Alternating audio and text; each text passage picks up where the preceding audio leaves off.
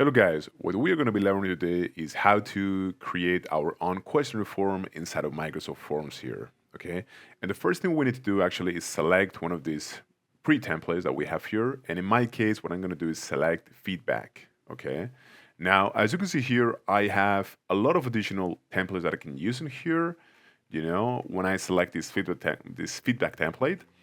And I'm actually going to go with, I'm not sure, maybe employee satisfaction survey or customer satisfaction survey rather, okay?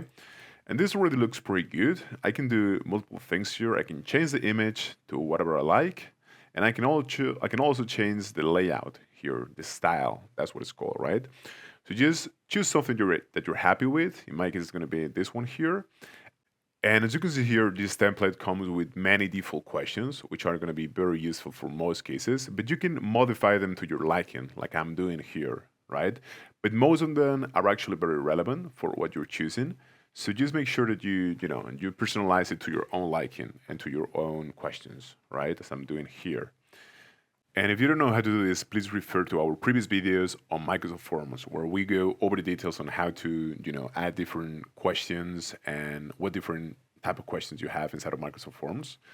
Now, after you're happy with what you have in here, what could be ideal to do is actually to preview this form, which is what we're going to do now. So let's go to this button here that says preview, basically, and that's going to let us, see how it will look like for a real user that is accessing this form or this survey, okay?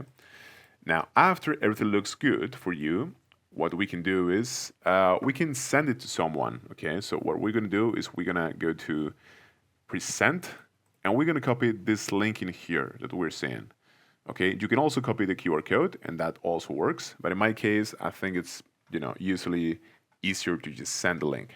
So that's it. Thank you very much.